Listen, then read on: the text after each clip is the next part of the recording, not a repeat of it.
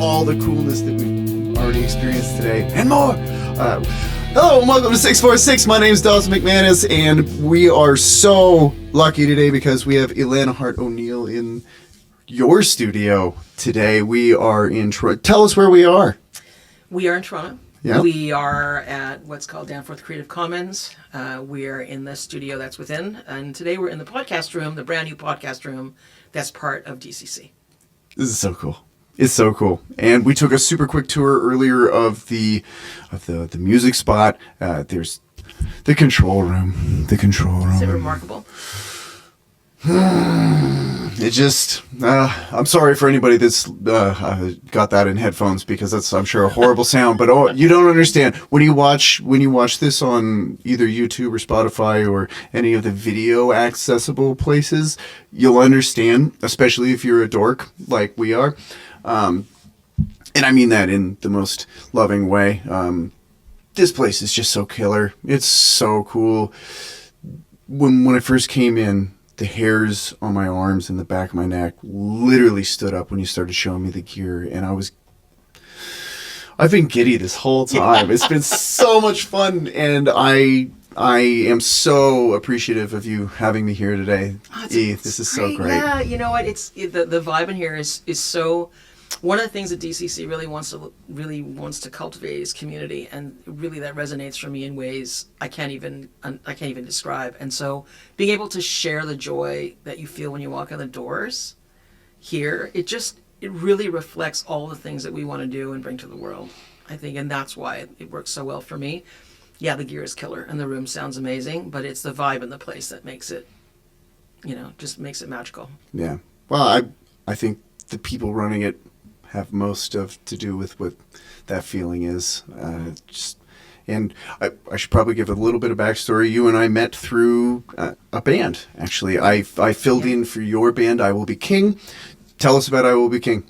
So I Will Be King, I Will Be King, we started that in 2016-17, so it's been around for a while. I am a Bowie freak. And I've always been a Bowie freak. We say in French, depuis le temps que j'ai. So since the time, because I think in French sometimes, since I was 12, 13. And when I wanted to put together this Bowie tribute of a sorts, recognizing that he is a man and that I am not, and not really caring, and neither would he. Yeah. This was before he passed. And so by the time we were in rehearsals when he passed, which of course what are we today? So it's just recent, the anniversary of his death. Yeah. And so we started this band. So the band itself taking very, very intricate care about how we were going to present and really paying homage to his music more than anything else. And we had a show where we needed a bass player. And then there was Dawson. Yeah, and I was very, very glad that you asked. A mutual friend of ours who is going to, we just have to figure out a date, Janet Whiteway, asked if I would be willing to fill in, and I was like, yeah, I mean, I already know. It was like 80% of the set. Yeah, I already knew. I was like, oh my god, this almost feels like free money. So let's totally do it. Come on down. Yeah, come on down, dude. And then we got hooked up there, and I feel anyway like we immediately hit it off, because you have what I appreciate very much in anyone that I meet, a very good sense of humor. And to me, humor is just as important to me as really anything. Because if you can laugh, you're probably cool. If you're kind of stuffy and standoffish or whatever, it's like, we're probably not going to get along. But I made some kind of... I started to make an off-color remark. I stopped because I realized I didn't know you very well. And then you went, dude, just say it. And I did. And you laughed. I was like, okay, we're good to go. And that was a super fun night. And I've been lucky enough to fill in with you guys 2 or 3 times now. Yeah. And I think it's 3. Yeah. And it's always a riot. And then shortly thereafter, you ended up joining Bowie Lives as well. And it's one more reason to get to hang out. And now we're here doing this, which is another reason to hang out. And I just, as I was saying earlier, I just really like being around you. It, Likewise. I mean, you're a joy. Oh, And well, you're so thank you. talented. I'm putting it so now Thank you. people can hear me say it. You're so talented, and really, I think that you bring a gift, and it's nice to meet or work with people who actually bring something to the table beyond just their talent. When they bring themselves and they're present, and they're all in, and just it's really remarkable. So I love you too. Oh, well, thank you. And I do. I know it's been a very short period of time that we've gotten to know each other over, but I don't know. You're a special person, and I feel good when we're in the same room, and I love the way we work together. It's just, I mean, so far it's all been covers. No, that's not true. That's not true. I've played on 2 of your tracks so far. You're going to play on a couple more. Yeah, so I owe you some bass lines. You do. That is true. I know. I'm so sorry. I was so okay. swamped. I totally get and I'm some stuff has been lifted off my plate, and maybe a couple other things are gonna lighten up a little bit too. But I can't wait to dig in, because actually on the way here I listened to everything I could find of yours online. Oh God. And as I told you on the drive here, there's so many times where I kind of like stopped and looked at the radio and went, Elana fucking Harte. Holy shit. Like, there's so many, like, for anybody that doesn't know, you should, first of all. Elana has a ridiculous voice. It's so good. Your voice is so good. Your ideas for harmonies, your note choices are impeccable. They're just... Sorry, I'm going to really blow your ego for a couple minutes, and I'm sorry. But just to give context as to why music... First of all, musically, why I love you so much. And then we can... The personal stuff is, I don't know, you're funny as shit, and you're very kind, and you're generous, and all those wonderful things that I think are important to liking another human. But musically first, you play a shit ton of instruments, and you're always picking up new stuff and working on it and just trying to be as fluent in it as possible, which I admire greatly. It's also, I have a bit of instrumental ADD myself, so I can totally not just empathize, but sympathize with that, because you go, ooh, shiny, ooh, shiny, ooh, shiny, and you want to grab it and know as much as you can, because it's also really exciting. It is really exciting, but I think as a producer, you need to understand what the actual instrument sounds like, even if you want to use samples. If you don't understand how the bow hits the strings, and really what that's going to feel like, you have no idea then, my opinion. It's harder to understand how strings and an orchestral part will happen and will sit, or will, even in production, to be able to put it together if you don't understand what it's doing. So I'm a terrible cello player. Sure. I suck. And I tried really hard. I'm even a worse violin player. But I understand the instrument better because I made those attempts. I'm a really not accomplished five-string banjo player. Sure.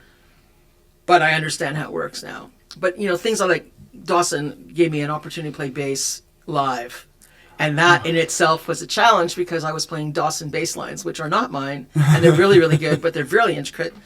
And so I've learned to be a much better bass player because of that. Oh, well, yeah. Cool thing. You do a great job of them. And I can't wait. Actually, speaking of which, I want to start rehearsing that stuff again soon, now that people are healthier again and things have... work schedules are aligning a little bit better going forward. So I want to get that rolling, because any excuse I can have to make music with you, I want to do that. So likewise, yeah. And especially going forward with that act specifically, there's a bunch of, like I was saying, infantile stage pieces that I've been working on, and I would love to do more collaborative stuff, because the first one was all done during the lockdowns, basically in a vacuum, and I feel like because of that, some of the material is a little two-dimensional, because it's all coming from the same ear, right? And when you have somebody looking on just earlier, when you're like, you listened to a demo and you went, hey, what if you had that riff happen like successively back to back twice? And I was like, that's so much better. That's so much better. So I think that would be rad. But your stuff, it's really cool, because it all sounds like you. obviously, because you're the one singing, but I mean stylistically as well, even though you're flipping in between rock tunes and blues tunes, and there's ballads, and there's very folky songs, but then there's also stuff that's there's a straight up what I would consider country tune. Yeah. And that is it Jesse James or Going Down in Flames, or is that what? Oh, we're still going. All right, cool. Yeah, it's not, Jesse James isn't mine. It's a Diane Warren, a Desmond Child composition. Oh, okay. And I had to get the rights to actually record it. I actually went after the rights for that, but I am a big Desmond Child fan. Okay, I'm not familiar. So he's written with everybody for like he's written songs in and with Kiss and Bon Jovi and Ricky Martin and the list goes on and on. You know, and I always said that I would clean his toilet with a toothbrush if I had a chance to write with him. Right. And then I went to Nashville, and there was a conference where he was there, and I got he critiqued what I was doing, which was really wild, and gave me some really good input, and then I got to play it for him, and then he gave me some more. So in a way, I managed to accomplish that. But at that same conference, I'll just digress for a second, Joe Vitale, who of course is drummer Eagles, and Joe Walsh, was there, and he wrote with me, so it was really interesting to hear his take on what I was doing, and we got to co-write. And so there's all of these things that happened when I was there, including, recording this killer demo with guys that I could not even imagine being in the room with. When we recorded Whiskey, and Whiskey is a co-write with Susie Burmester, so it brings all of that. Again, we're talking about community, we talk about co-writing, and how magical it is. This was just another one of those moments of joy. Yeah, and that Whiskey tune is. It's a really good tune. That's a good song, dude. A good song. It's a really good song. It's a really good song. And I'm not saying it because it's mine. We were really careful in how we wrote it, and we wrote it for a purpose. And I think all co-writes should be like that, where you're really, really, really careful with what you're doing. Unless something comes out, like we have these, we have these sessions where we will sit down, let's say, and a song will escape. Mm-hmm. Not like, not like vomit, but it just escapes like a sigh or something else. Just escapes. Just keep that. Just keep that off this, because Yeah, I know, Dawson. I know. I know. So we're allowed to swear on the show. Oh, good. Okay, wasn't sure. Oh yeah, sorry. It's internet radio for the first hour long chunk it is radio, but it's internet radio, so we can cuss. And then after that, I like to do the overtime thing so that people can have more content when they like a reason basically to go listen to it all again. Nice. On the streaming platform. Also, they get the video version. There's the camera. Hello. There's more cameras. Hello. Everywhere. Everywhere we look. Everywhere you look. Sorry. What is that, Full House? Yeah. Oh. Anyway, there's the ADD. It's not just for instruments. It's all good. But yeah, I lost my train of thought. I'm sorry. I derailed myself. We were talking about co-writing. Co-writing. Yeah. We were talking about co-writing, and other things. So Dawson was talking about. Originally, Dawson was talking about. We were talking about. I've been around a long time. I've done a ton of co-writes with people. I really enjoy co-writing with people, and so. For me, it's if I had to choose between only solo write or only co-write, I would co-write. Yeah. And I like the stuff that you came up with during the pandemic. I think it has incredible depth. I don't see it. Everybody can bring something else to the table that I didn't think about or you didn't think about, or a turn of a phrase, or what about this? And you do that often. For me, I'll do that if it's my own song. If I'm a solo writer, pardon me, then I'll do it in a way to bring it to someone else who I admire or who I think has some cred. Hi, what do you think about this? What do you think about it? What would you put in there? But the co-writing process it's so amazing when you have 2 or 3. It's only 3. I can't handle 4. 4 is too many. I've done like 4 before. I just couldn't do it. It's too much input. Yeah. But when you start to really bounce things off each other, that's when it really starts to and it rolls. Yeah, you get a nice volley going. Oh yeah, exactly. Yeah. Exactly. Cool. Yeah, I would really like to do that. I think that would be let's do it. Let's do that. I think it'll be super fun.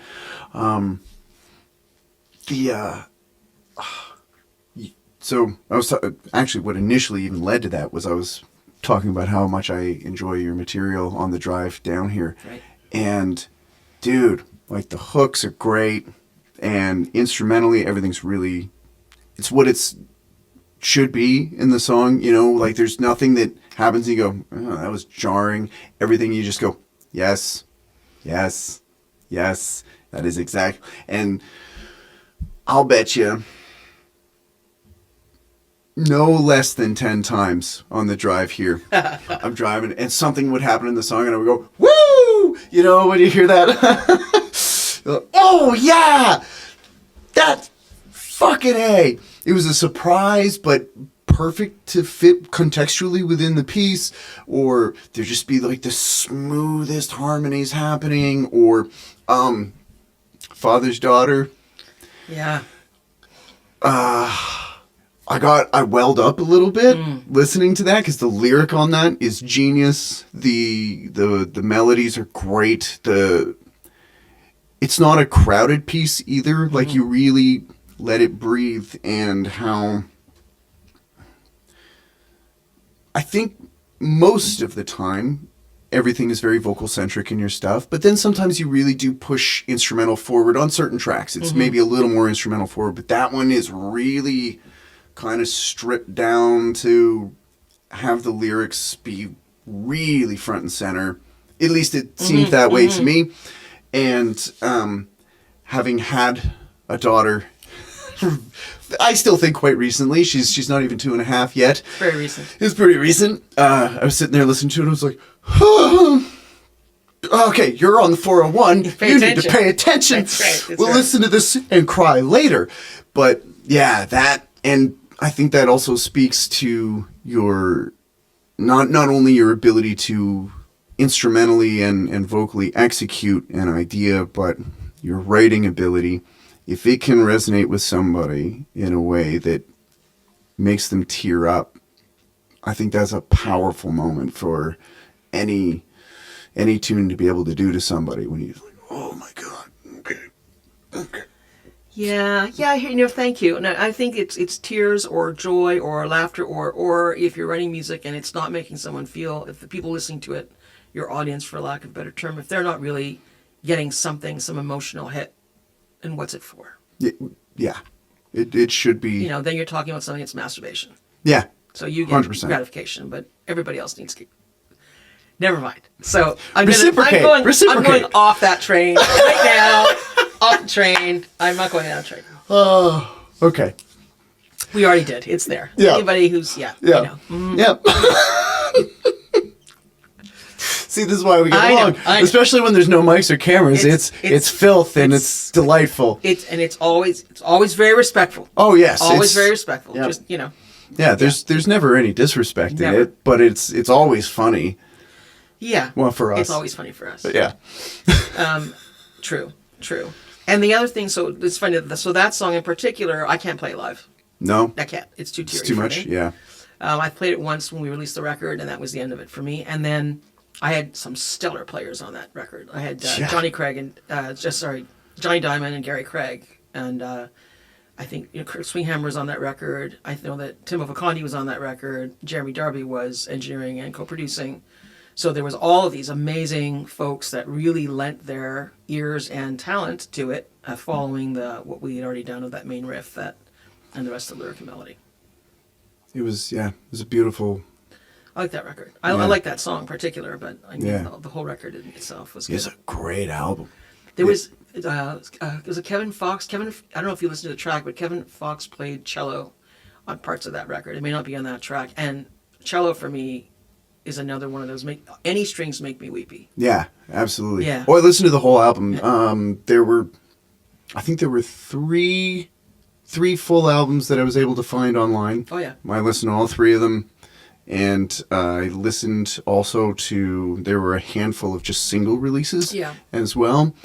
And yeah, I'm like, I gotta try to find as much as I possibly can to put me in that headspace and also, you know, every once in a while, like I've listened to your stuff before, but I don't know, like in a weird way, at least for me, maybe because I'm always, there's so much stuff coming in all the time, not only for acts that I'm playing for, but because I teach at the Long and McQuaid, I'm constantly bombarded by material that I have to learn how to play. So the pleasure listening window is a lot shorter than the business listening. Than the needing to listen, yeah. Yeah, and it's it's a cool thing when I get to do that, because like, oh, I have to, because I'm doing prep. And it sort of reminds me every once in a while, I was like, man, my friends are so good. Sometimes you kind of forget because they're friends, and you hang out and you see them and you're like, oh, I love this person. I can't wait to whoever it is. And then you start listening to their stuff with it's hard to turn off that critical ear. And you hear things, and when something is done really well, you're just like, holy shit. That is so good. Like, and I know that's not a word. That is a word. Yeah. We've decided. But I don't know why I'm surprised. I shouldn't be. I shouldn't have been surprised at all, but I love the little twists and turns in the writing, and again, I know I keep saying it, but like your phrasing and your melody, the note choices are so good. And Here I Am. That was a fun song to Hot put together. damn, dude. I listened to it twice. I was like, I'm going to listen to that again, because the call and answer is super sick. The harmonies are great. And there was a part of me that when I came in, I wanted to just sing the hook. I was like, don't be weird. It would have been really funny, though. Yeah. I would have taken a video of that. Thank you. I just find that in everything, and I remember the songs, all of those songs, writing all those songs. That record and the one after it, I actually wrote with a framework. Here are the songs I want. I want a fast song, a slow song, or this song, or that song. And then worked as a project and body of work. That was the way that those were written. That one and the country record after it. That's very cool. Yeah. That framework. When you're writing, so let's maybe zoom in a little bit instead of like a full framework. I do want to come back to that though, because I love that kind of stuff too. Typically, do you start melody first? Do you start chordal first, or is it however it starts? Comes. Yeah. Any way it comes. So it could be, usually it'll be, and there are times and all, and I've learned now, because like everyone else, so you're about to go to sleep, you lie down and you start and you start to hear the song that hasn't been written yet. And if you say to yourself, no, I'll remember it in the morning, don't get up, then you're fucked. Like nothing's going to happen there. Yeah. And often in the way it comes for me is all the parts come. Right. So it's not just, here's it could be a turn of a phrase, it could be something. My friends laugh all the time, and people I work with and stuff. Someone will say something, and I'll look at them like, oh, write it down. And I do. I have like a zillion things, and I make sure the credit's in there for who actually said it. But it'll come all together, and so then if I don't do it, if I don't start singing, so I'll take my phone and put it on my chest and start singing all the parts. It'll be like, here's the cello part, here's this part, here's that part. Wow, because that's really? the way it comes. Okay. So I see music when I write it. Yep. I see music when I hear it, and so same. So it's in surround. So I can see where the cellos are. I can see where all the parts are. I can see where the drums are. And it's not color. Some people see music in color. I don't see that. I feel where they are, and I kind of see them. There's like a shimmer or movement, not necessarily color based. And that allows me to really kind of connect with what I'm doing when I'm mixing, because when I'm mixing, I'm putting them where I saw them, where I see it. Right. And if it's not there, then I'm making a choice. Why isn't it there? I'm doing something different. Why am I varying from that initial thought? I can't remember what we're talking about now, but that's where we started and this we're ending. So the process. So sometimes it's, it's a melody. Sometimes it's a turn of a phrase. Sometimes something else happens. When I'm walking, often when I'm driving, like everyone else. Mm-hmm. And sometimes it's sitting down with someone and you start working on something and they say something. Yeah. And that sets you off where now you're co-writing to a whole different... We had that recent... I'm co-writing with an artist right now, and her co-producer, which I apparently am going to be somewhat involved in the record, but we were working on a tune. They brought in 2 tunes to work on, and that's the other challenge. When you're working with artists, they may bring in... I love only working 1 tune at a time. If I have time, I only want to mix 1 tune at a time. Your brain gets too full. All these things happen. That they brought in 3 for a session. 1 writing session. That's 4 hours. And so that's pressure, and it's also okay. So we did the first tune, was a revisit of the last tune. That's okay. They brought in a tune.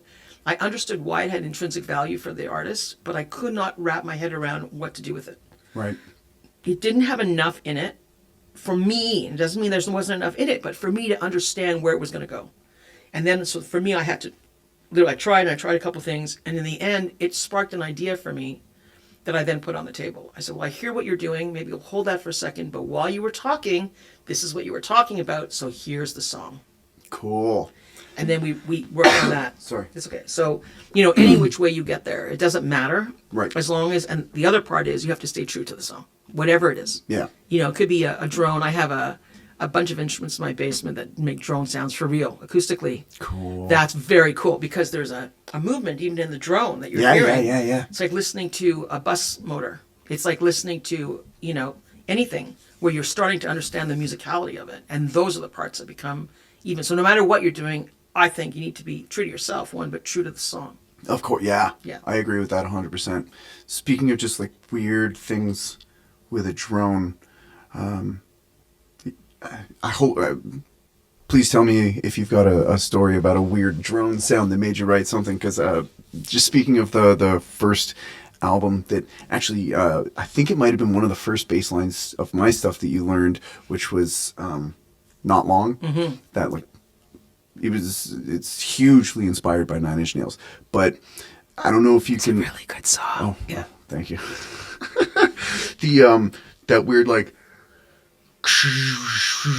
thing coming off the start in that weird intro thing. That's the furnace in my basement, and that sound made me write that tune because I was freaking out about having not gigged in however many weeks when we weren't allowed to play shows or do much of anything, and that really set me down that path. And I was just like, that fucking furnace, it was all I could hear, and I was like, oh! And then I came up with that slide, that and I'm like, okay, I see it, I hear it, right, like, so stuff like that. That's so cool that you had mentioned that, because I love doing that kind of stuff. The turn signal on my car will sometimes give me a pulse, and it'll end up becoming a groove, or it happens a lot when I drive, because I drive a lot. I had a serpentine belt that was making this horrible screeching noise, and I was like, that almost sounds like a minor second interval, but like if you play it up really high, like, and it's so dissonant. I was like, I have an idea. Actually, I'll send you a demo for that tune later. But like weird stuff like that will set me off. And same thing you were saying, a turn of a phrase, or like I'll just hear a riff or something, and I'll be like, I need something. Get it now. Right? Or you mishear something Yep. that someone said, or you misremember a melody. You're like, isn't that how that? No, that's not how that goes. That's not a bad melody. maybe I'll just stick that one in my back pocket. Yeah, I have it. Yeah. My co-writers I'm notorious for this, but now they do it too. They'll send me, like, Susie will send me a text. So I had an idea. Here it is. Put in your bank. Right. Same thing. I'm a little bit obsessed with. I'm going to sound a little weird. I don't care. So, urban audioscape. So all of the things, in the city are in urban settings, and others. I'll run around a forest just as much and listen to the sound of what the birds are doing, and you start to understand what they're following, because they repeat themselves, and you're able to pick out an entire song, and then you're able to translate that into a song, meaning something that we've constructed. But I have a passion for being in large group settings, so I'll be in a concert. I'm not recording the concert. I'm recording the audience sounds prior. Mm-hmm. Because in that audience, you're hearing all sorts of things happening, and when you start to pull that apart, there's a movement in there. There's this natural dynamic that happens. There's all of these things that make it so incredibly inspiring that when you take the time, you can actually construct music. Oh, big time. All those things. Yeah, there's a real pulse to a room full of people, and you can... Airports. Love airports. Yeah. Airports are great for that. Yeah. There's such an ebb and flow to it, and it's strange that when you have it all, it's cacophonous, but there's a tempo to it, and depending on how many flights are delayed or canceled, and where you are in the airport, if you're in the bar, if you're in the walk, if you're walking around, depending, or if you're at the gate, like all of it sounds different. There's a low drone. We talked about that drone. So there's like almost like a drone of voices that are happening, and then they're interjected by children, and they're interjected by people speaking, and you can really start to pull that through. The other thing I have at home that Emma got for me is a Shruti box, an Indian drone box. I don't know what that is. It's reeds, so it's built kind of on the same principle of an accordion, But it's Okay. not. It's meant to drone certain notes. You drone one note at a time. It's drone. And so cool. this is the origin of all these drone idea sounds. One of them, that and a didgeridoo. Yeah. Actually, Do you have one? I do, and I play it. Ooh, you have to come over. Okay. Yeah. Good. Do you have a didge? No. Oh, okay. See, that's the thing. So what would happen, we're combining different cultures, of course. Yeah. We combine the two of them. Okay, yeah. So Oh, now yeah. we're going to have play date because that would be cool. It'll be slightly so cool. dissonant because they're natural instruments. Yeah. But it'd be very cool to see what that brought forward as a co-write. That would be so cool. I think so. Sorry, continue with the what box? It's called a Shruti box. Shruti box. Shruti box, Okay. yeah. It literally works as a bellows with a single note. Okay, so It's all reeds. So okay, well, how do you pump the air through it? Same. Oh, same. One side. Oh, okay. Yeah. So, but you said it creates different. Well, you change the note. Oh, I see. Change So, the so note, there, but it's one note at a time. Right. You play one note at a time. Okay, Typically. cool. Yeah. It's used in meditation Oh, a lot because neat. it's a drone. And when I heard it the first time, I was in Ramdas. I was with Emma watching something on television, and it was amazing. I was like listening to this, going, "There should be a blues song that uses this drone, That's cool. like an upscale blues, like all that stuff." So yeah, so we can play with that. Ooh, okay. Yeah. Speaking of drones, you know my friend Emily Burgess. I do. I think I gave her one of her first gigs ever. No kidding. Yeah, that's how I know her. That is so I probably wild. have a poster somewhere with her as a very young artist. That's so Yeah, cool. Say hello. Yeah. She has a tune on her latest record called Arrow, which I need to get her on the show soon as I can too. She has a tune on Arrow called "I've Got Your Back," and is it "I've Got Your Back"? No, it's not. It is. Oh no. It'll come to you. Yeah, I'll remember it at on the drive home probably right. actually. But there's a hurdy-gurdy. Yep. Same. And it's got that lovely droney sound to it, and it's oh my god, Em, I'm so sorry. I've played the tune live with her numerous times. It'll come back to you. It'll come back to you. Now I can't remember, but it's a great record. Hurdy-gurdy. If you haven't Hurdy-gurdy. yeah, that's right. Yeah. Mm-hmm. If you haven't heard M's record Arrow, you should. I don't know if it's online or not. If it's not online, I can get you a copy if you Yeah, I love it. want one. I love it. It's a really cool album. Do you know the Weber brothers? Sam and Ryan? I think we talked about them at some point, or someone else talked to me about them fairly recently, which is weird. Oh, but cool. Yeah. Good dudes. They're from a little bit of Baltimore and a little bit of West Virginia. Yep. Yeah. And they've been in Canada forever, and they played for Ronnie Hawkins for a long time, Yeah. and phenomenal musicians. They do. Emily works with them a lot. So Very cool. And she's in their band That's as so well. funny. That is so weird. Okay, well, we'll have to figure out where my connection is on that end. And Yeah. Yeah. I think you'd really like those dudes.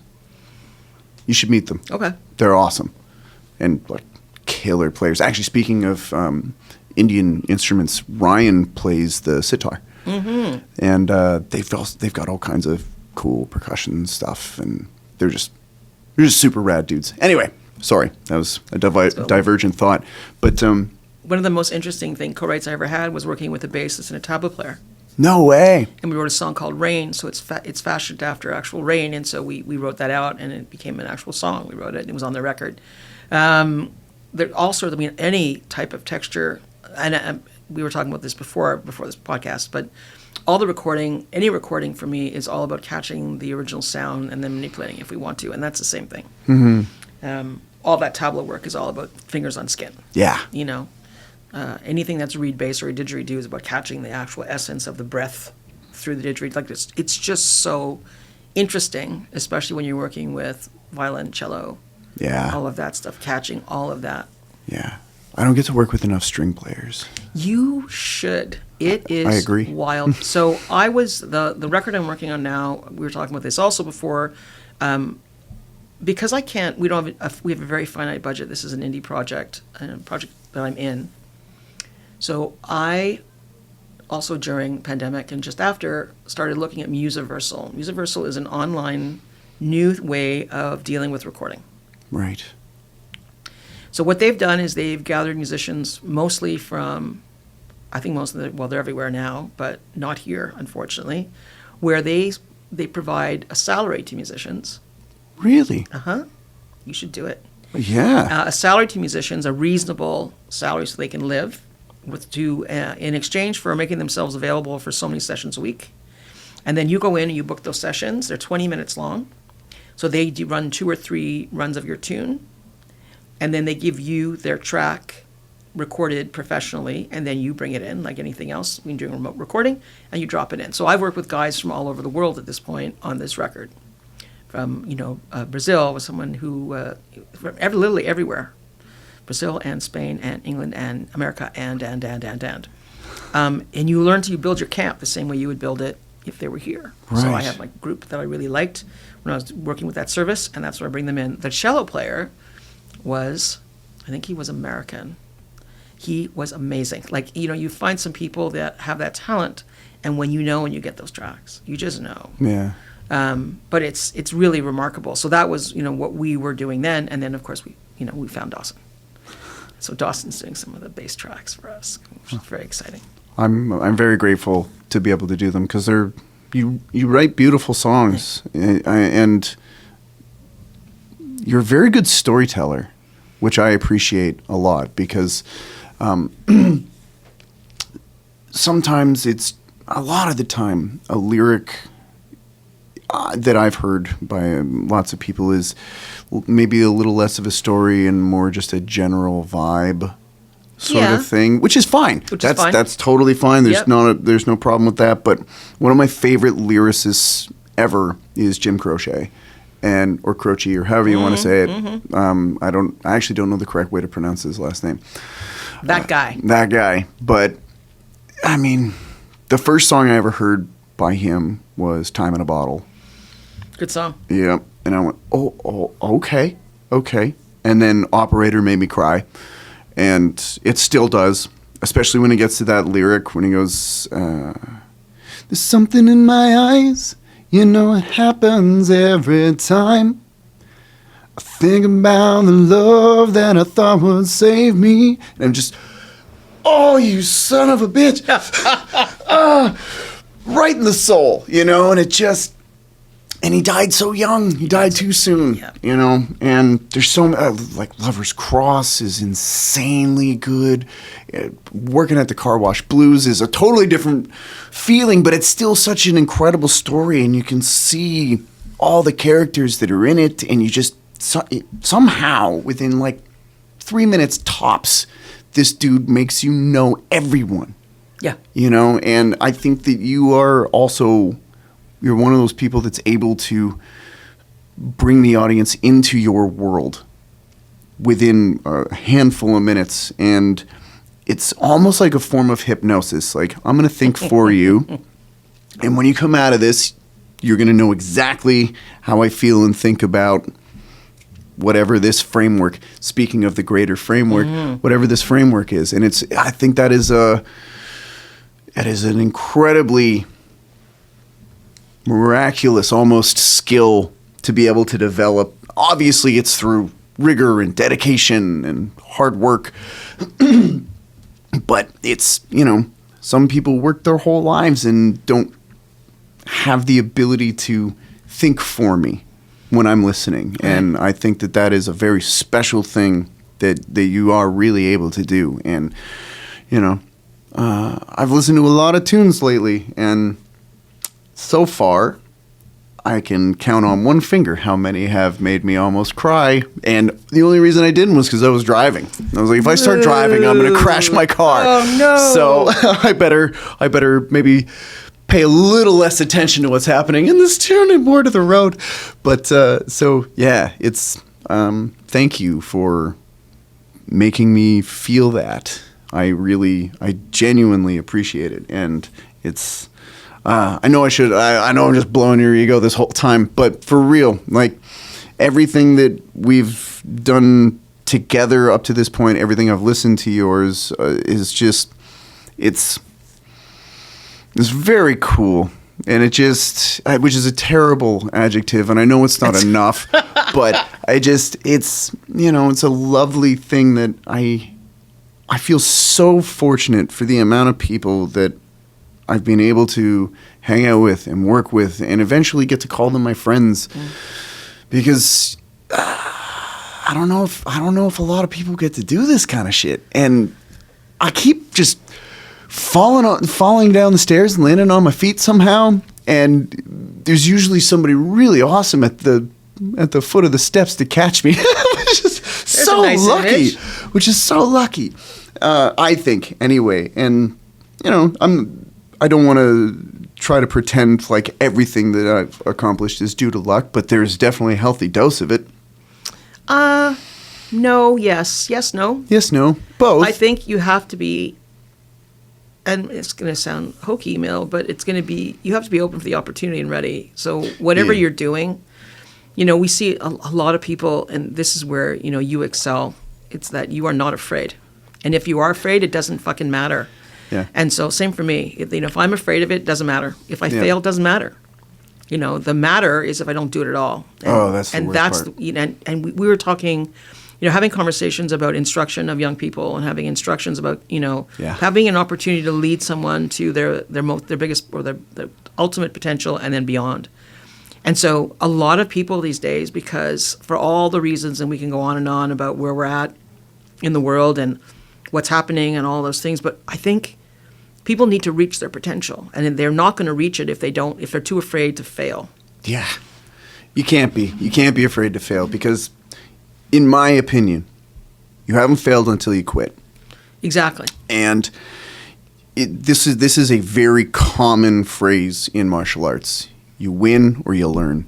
Yep. And I think even when you're winning, you're learning. Maybe not as directly or as abruptly, maybe is probably a better term. It's a very abrupt learning experience when you fail. And it's harsh, and it's a very cold shower kind of moment. But I don't know, fail forward. If you can, and like you said, if you're afraid, it doesn't matter. I'm afraid all the time. I'm terrified. Yep. The world is confusing and hectic and exciting and beautiful and chaotic fucking place. And I seem to do okay in chaos, and I do my best to try to harness it. And it's always terrifying. But I kind of like being the things that make me the most nervous, the things that freak me out. That's probably the shit I'm supposed to be doing. Exactly. Because it's going to keep me on my toes. I'm going to be, head on a swivel, eyes are open wide. And complacency is the death of growth. And Yep. I hear you. I think, and also just to add to what you're saying, there's a difference between quitting and deciding it's not for you. Oh, big time. So just to reiterate, because again, a lot of people don't understand the difference of that. Quitting is when you are too afraid to try, or it's too hard, and you whatever it is, your story you're telling yourself that says that you're not going to invest the effort because of I'm not going to do this, or I'm not good enough, whatever it is. That's quitting. Mm-hmm. Trying something and making a decision that is either unhealthy for you or not taking you where you want to go, or whatever it is and then you're moving in a different direction. That's okay. Mm-hmm. That's okay. It's the rest of it, though, and not confusing the two. Yeah. Very important. Course correction is not the same as quitting. Nope. And we should have that on a poster somewhere here. Right. Yeah, man. Like, I think, we've all been in situations where you learn a lot from an experience, but you can feel it. If I stay here, it's going to be wrong. And it won't serve me. Yeah. And not in a selfish way, not in a narcissistic way. It's like, this might be actually really damaging for me to hang around with this any longer. There have been a couple of groups that I've had to leave because it was like, this is like one of them. I don't want to say too much about it, but one of them just way too much substance use in that act. And I was like, I gotta get the fuck out of here. Yeah. Like, I'm a bit of a square. I get it. But, I'll have I had a date night. Actually, my wife and I had a date night 2 weeks ago now. I had 2 glasses of wine. Woo! Oh, dude, my head was spinning. Yeah. Well, you've seen what happens to me after a drink. I'm like, and I might smoke like a joint every 6 months. Right. And similar problem. It's just, I I won't smoke a joint. I'll have like a toot Yeah. and then just fucking lift it, and it's too much. And I'll go, oh yeah, that's why I don't really do this that often. So there was one group that was just way too much substance, and there was another group where they were just I was the new guy and the only one in the band that wasn't a relative. Oh. And I was never not reminded of that. Oh, man, no. And to the point where it actually got physical at one point. Yeah, I'll tell you more detail about it later. But yeah, it was so like stuff like that. I was like, okay, I learned a lot from both of those acts. I really did. In a weird way, I'm very grateful for them. But that was like, okay, I can't stay in this because it's going to be bad. That leaving those acts is not the same thing as me just going, well, I'm not going to play music anymore. That's right. So, or that because I can't handle the stress or the pressure that I'm. And then again, if you can't handle it, then don't do it. Yeah. If you really decide it's not good for you, don't do it. No one's going to hold. At the end of the day, you're responsible to yourself. Yeah. Even in musically, let's talk about that. Let's bring it back. So musically, if you're writing something, you're doing something. I laugh all the time. So I am an okay guitar player. you're pretty good. I'm okay. I would like to be one of my. I'm putting it out in public. Oh dear. So one of my goals of 2025, because of the number of opportunities I've had recently, and because I don't like being frustrated, and because I need a goal, I want to be a kick-ass motherfucking guitar player. Nice. That's what I want. Nice. So I think it's about time, and I can play, but I really want to. I want to be able to play like I sing. That's my plan. Oof. Yeah, I know it's going to take a lot of work. It's going to be. That's going to be my a plan. killer guitar work. It's one can. So, sorry, I can't remember what I was talking about now. So, Personal responsibility. personal responsibility. So I think that for me, looking to see, and again, so you're in groups and stuff. What are they bringing to the table for you? Where are you coming from? Why are you in them? What are you learning? Where are they taking you? And it's not about ambition all the time. It's going to be about, the experience of it. For the Bowie Lives, I'll blow that. So there are some incredible musicians in the Bowie Lives, and it is a joy to play this Bowie, first of all, 'cause I'm a Bowie freak, and then to play with folks like you and be able to do these things that we, would not have come to me otherwise. That was an exercise for me in trying to figure myself out, because what was requested of me to play in the Bowie Lives is not stuff I had done before. I just didn't tell anybody. You're doing such a good job of it. Well, it took work. What it always does. That's the point, people. If you want it, go get it. Spend the time, make the plan, make the structure of it, and move it forward. Same thing. I had played in a trio. I still play in that trio, even though we haven't played. The band split in 2000, I think 16, 17. We still have gigs, so I don't know what to tell you. But the same thing where they said to me, "Hey, we want to do this trio thing. Do you play cajon?" And I was like, "Yes, I play cajon." They're like, "Okay, good. So this is the schedule." And I went out and I bought a cajon. I watched some video, and I had already played drums when I was a kid. And I was just like, "Okay, well now I play cajon." And now I play cajon. Yeah. Yes, you do. I do. I saw you do it at the Duke. At the Duke, yeah. I'd never seen anyone use brushes or blast sticks on a I had no idea. I'd only ever seen people use their hands. I've seen people like bang the side of it with the heel of their foot, stuff like that. But I don't know why it was such a revelation to see brushes on a cajon, but I was like, no way. I didn't know you were allowed to do that. Which, what a ridiculous thought. No, it's non-traditional. Yeah, it was just when you see something that it was one of those weird moments where you go, yeah, of course that's doable. Why? But just, I don't know. You don't know until you know, I guess. Exactly. I think I tried that years ago, because I play washboard. Do you really? I do. And so, again, I wanted to play washboard because I need to understand it. Now I have one and I play one, and that went to the cajon because I had washboard. You play it with your fingers, you play it with thimbles, you play it with everything. And Jenny Allen, who lives in Alberta, she plays it with brushes. So I took that and I play with brushes because of that. And then I took it to the cajon. Now they sell cajon brushes. I was impressed. I'm like, you can charge extra money because it says it's a cajon brush. Nice. But yeah, so all of that too. And now I have a new cajon because I wrecked my last one. Nice.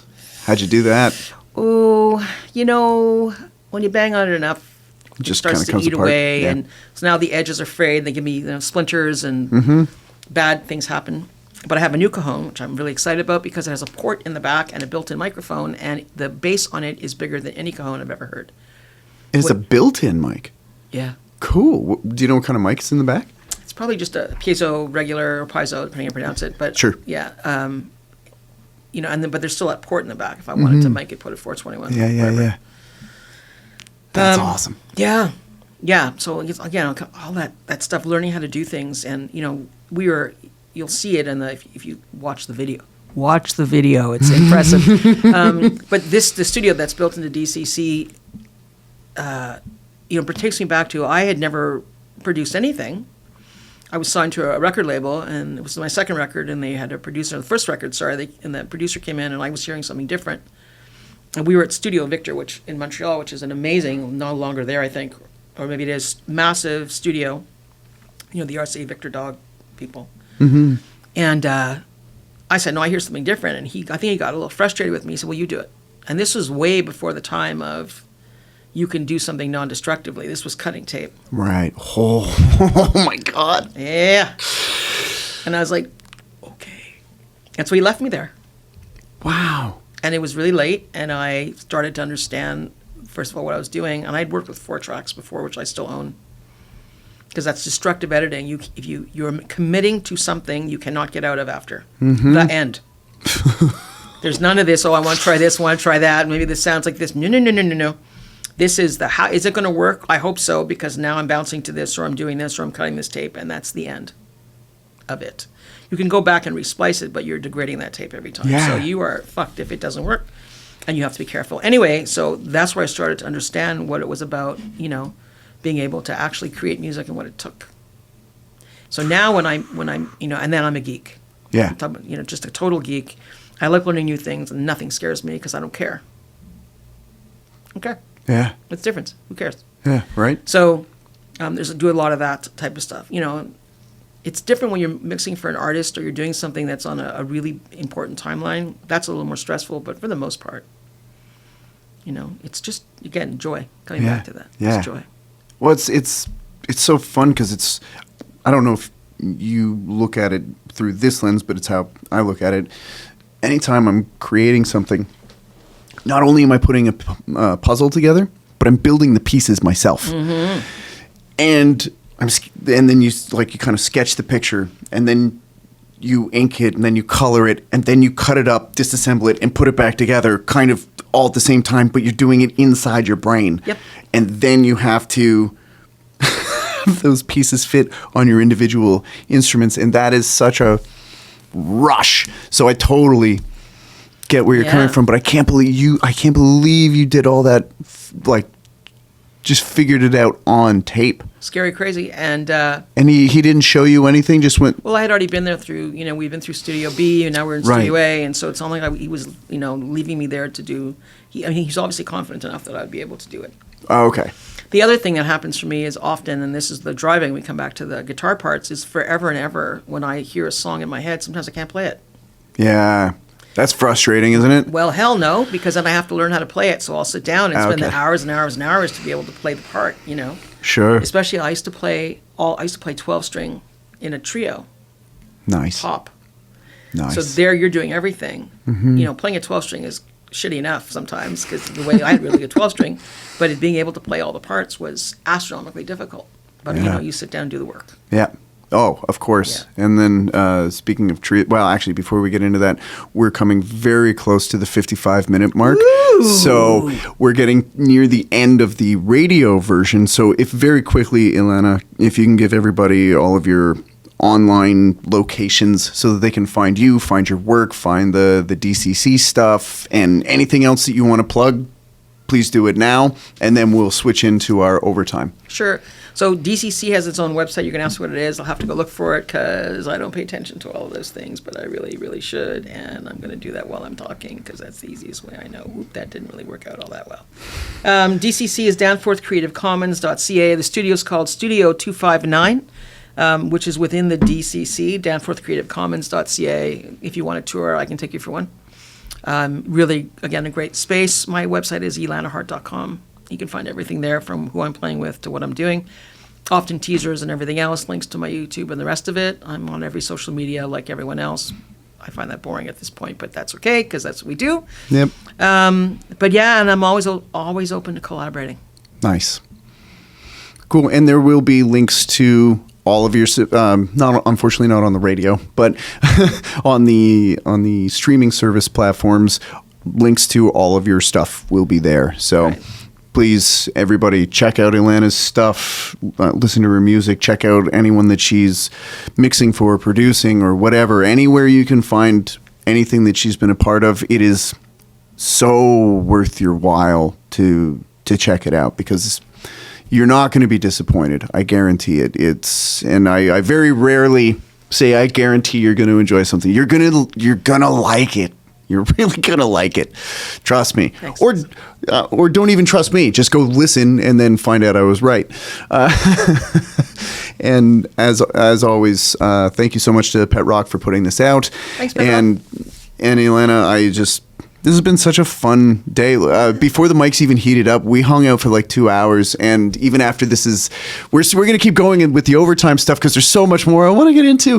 But then even after that, we're going to go for dinner because this is a day-long play date, and it's I'm having such a good time. This is so great. Thank you so much for inviting me to do this. Yeah. And anytime you want to do it again, we'll absolutely do more, because you're always doing cool shit, so there's never going to be a shortage of neat things to talk about. So, and also you're just a joy to be around. So, thank you so much, and we'll catch you on overtime in a couple seconds, or a couple days, depending on when you're listening to this. Anyway, I'm going to shut up now. Hey, what's up, 646 listeners? It's Dawson McManus here, holding it down on the low end as a bass player. And I can tell you, I know the struggle. You're grooving along, you're locking into the drums, everything's perfect, and then wham! You're totally drowned out by the cymbals. It's a total vibe killer. I know I'm not alone. That's why I'm super stoked to tell you about the Mad Cymbal Shields by Mad Sound Dynamics. Mad Cymbal Shields are a total game changer. They're designed to control volume and harshness without killing the natural tone. That means drummers can still go all out with their energy and passion, while the rest of us, bass players, singers, guitarists, keyboardists, etc., actually hear ourselves in the mix. And sound engineers, they are gonna love you for cutting down on the cymbal bleed from literally every other mic on stage. Drummers, listen up. Don't hold back. Play with the intensity and the power and the passion that drives the tune without overpowering the band. With Mad Cymbal Shields, you can let loose while keeping everything balanced. Trust me, your bass player and everybody else on stage is gonna thank you for it. And because you are part of the 646 family, Mad Sound Dynamics is giving you a special exclusive deal. Use the promo code 646 at checkout on madsounddynamics.com and get 10% off of your order. That's right, better sound for the whole band and at a discount just for tuning in. Looking for the perfect gift for your drummer? Give them something everyone will thank you for. Check out madsounddynamics.com today, and don't forget to use the promo code 646 to get your 10% off. Mad Cymbal Shields, Mad Sound Dynamics, because great music starts with balance. Let's get back to the show. All right, overtime. Okay, so there's a crazy mic collection here. Yeah. That has got to be a real treat for you with, like, the toys that are here. You must feel like you walked into the impossible. The chocolate factory when, like, in Willy Wonka, like when Charlie walks through the door. It must just... It's a remarkable space. It's a remarkable space. All of the reasons why. I mean, I've been in spaces where they have great toys and the room isn't tuned, so you play, you do whatever. I mean, I have a small studio in my house, and I have some incredible microphones. Mm-hmm. But coming in here with what is here is, and just the layout of the room, and it's really remarkable. It really is. And I'm so enjoying learning all this stuff. I mean, all that Neve stuff, all of that API stuff, all of the amazing, and the microphone collection is extensive. Yeah. It's like one step up from mine. Like I have a Townsend Labs that can emulate anything, and I have a 414 that predates both you and me put together. And no way. Yes, I do. And then I have, a Rode K2 that's also now 25 or 30 years old. That's one of the best tube makes I've ever had the pleasure. And I I love microphones. I love microphones. Yeah. Almost as much as I love guitars, and no, maybe more. And so, yeah, this space is remarkable. It is very cool. is. You also, speaking of guitars, you've got quite a collection of guitars going. I do, and there's going to be one more you'll see at the next No way! show. Yeah. So I just, Can I touch it when it gets you here? can. Yay! Yeah. So I built it. It was a. You built it? We built it. Yeah. So it's my first build, or of course, guitar that's been built for me.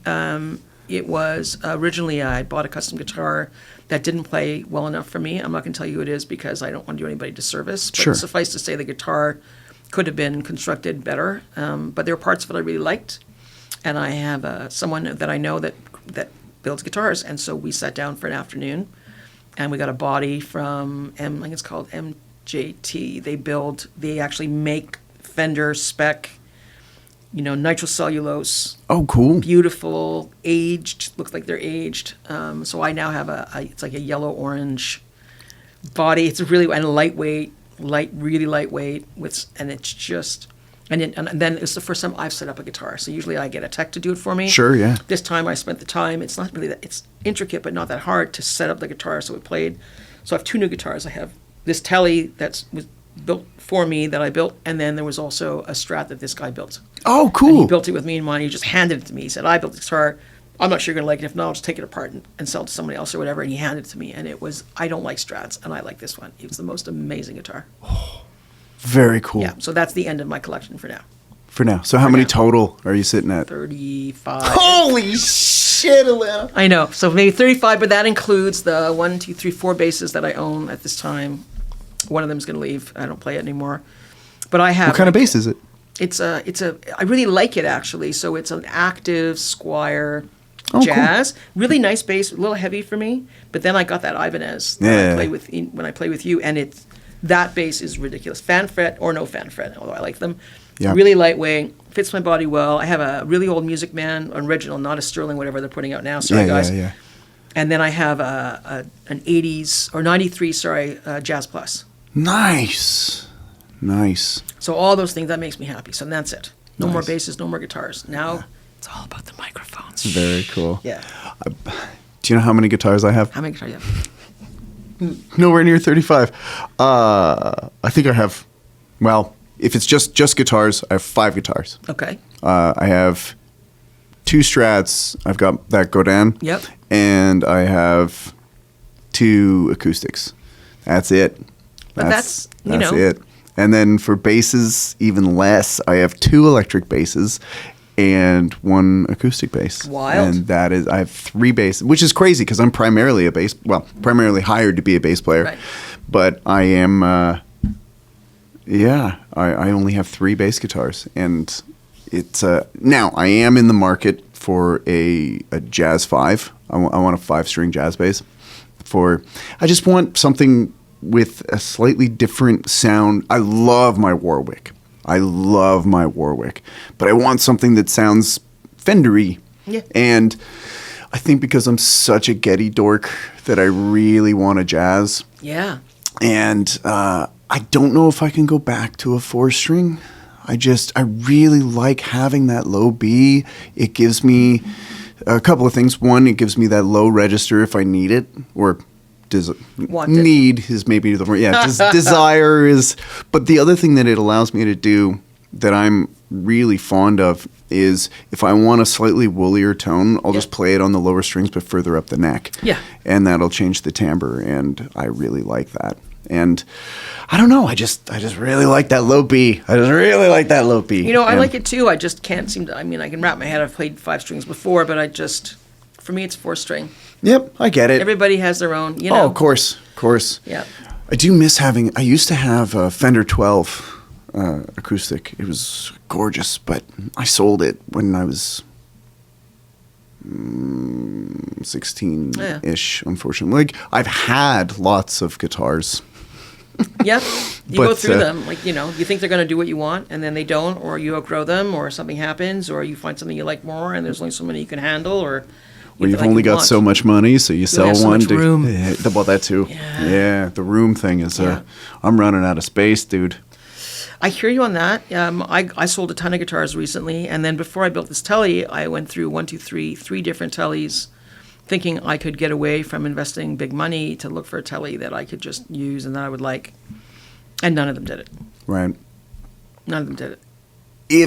If you had to, this is kind of a mean question probably, but for electrics, if you had to pick like your top 3 electrics, what would you go for? So I am a telly girl. Cool. I've always been a telly girl, and so, but a particular telly sound, my preference would be a stack or hum in the bridge and a maple neck. Nice. Fretboard, and lightweight, and preferably no F-hole, so not semi-hollow. Yeah. So that's pretty much what I just built. So there. Nice. Yeah. Except that it's single, but the polar anyway, the way that he wired it is really interesting. So the middle pickup. You can go deep. You can go deep. So it's just really interesting the way it's been wired, and so it does some things that a normal telly setup would not do. Nice. In that middle position. I really would like to own, and I mean mod this guitar or another one to have a Nashville telly sound, which gives you the Strat 3, but with telly pickup Strat in the middle. That would be interesting. My neck preference is modern C. Yeah. And some of the guitars I have, oh my God. So I finally found, even though I couldn't find one, finally found a Gibson, which I don't usually play, but it's a Gibson Studio Light. They only made it for a certain amount of years. It's got a chromite inside it. So it's chromite insert, so they've hollowed it all out, and that weight relief now is different than what they used to do, where they would fill it with balsa wood. Mm-hmm.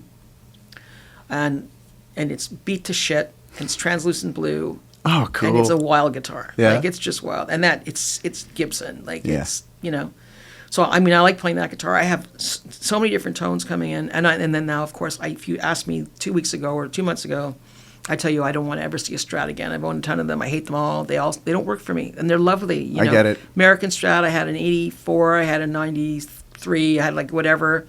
And none of them worked for me in 94. And then now I have this, Strat this guy has built for me. And it sings. Just sings. That's awesome. Yeah, it's really great.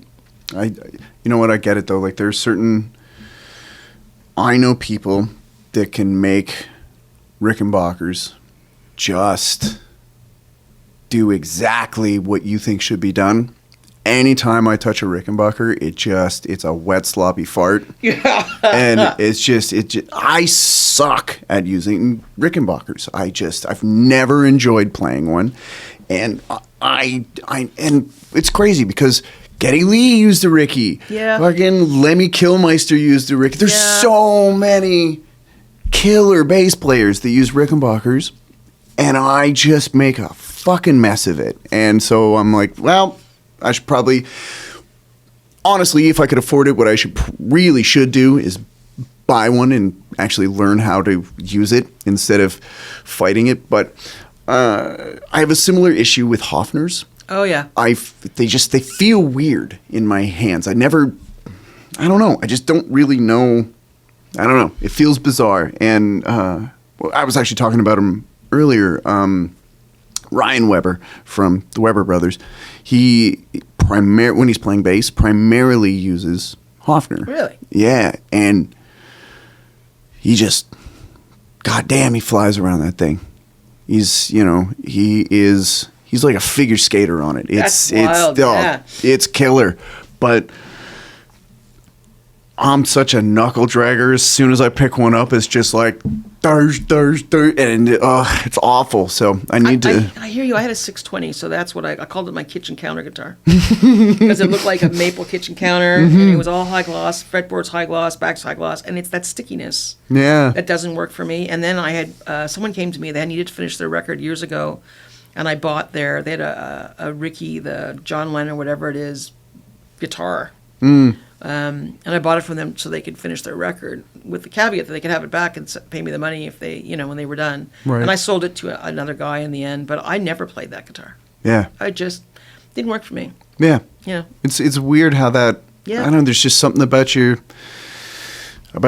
whoever you are, the way your hands touch a certain instrument. Sometimes you're like, oh, yeah, this is exactly what I need to be playing. And there are other ones where you just go, this is terrible. No, thank you. This? Put that down. Yeah. Let somebody else do it.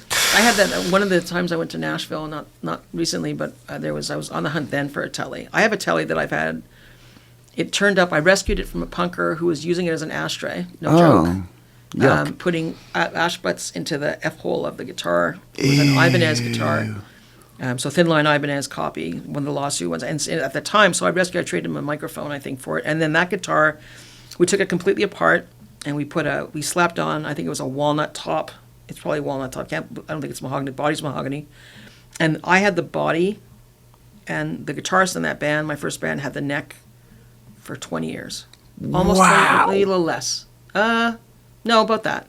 And then somewhere when I was turning 30, I got the neck back, and I had the body. So the guys at Steve's, where I was working in Montreal, everybody had a bucket of parts, and so they started bringing in parts to help me put this guitar back together. You Frankensteined it? Yeah. And so, we changed up the frets to like not these stupid little narrow frets, but that they were regular frets, and someone had a broadcaster for the front, like a real broadcaster pickup, and a Bill Lawrence, 59 Bill Lawrence on the back. And holy shit. And then I further modified it. I put in a Fishman acoustic bridge, so we had to drill through the body because it has to go all the way through. That was my guitar tech. Hated me. He's like, I don't want to do this. I'm like, I have to do this thing. And then so it looks like a Frankenstein guitar. It's got switches on it. Now I can't play it anymore. It needs so much work at this point. All the wiring is so old. Right. That it really needs to be completely taken apart and put back together if possible. But I love that guitar, and that neck and that body for me was the shit until it stopped working. Wow. So I went out and bought a second one recently, in the last 5 years. I found a guy who was so funny. Emma came with me, and we went to see him. He lived somewhere north of the city, and it was summertime, and he lived in this big house, but he would only let me meet him outside, and that was okay. And he brought out the original case and the original of these guitars that I would have bought when I was, 13, 14. Yeah. And I picked it up, and it was a piece of shit. The keys were shitty because that's what the original guitar was. Yeah. Because I had modified, I didn't remember. The neck is the same, the body is the same, but all the parts are crappy. Right. But then he brought out everything else he owned. And so there were guitars everywhere. Everywhere there were guitars. And all we started doing, talking about and trying all these vintage, like he was a vintage Japanese guitar collector. Oh, cool. And was so excited to find somebody that he could actually talk to. And Emma was just rolling her eyes on her phone. But, and letting me do this thing. But, and sitting through it and, not being too, anyway. So, but it was great to talk to someone about that. That guitar I still have. It's a collector's item. He said to me, don't do anything to it. But I'm like, what am I going to do with it then? I don't want to have guitars that I'm just keeping for fun. Yeah. I want to be able to use them, or that's it. They need to go. Oh, yeah. It's a tool.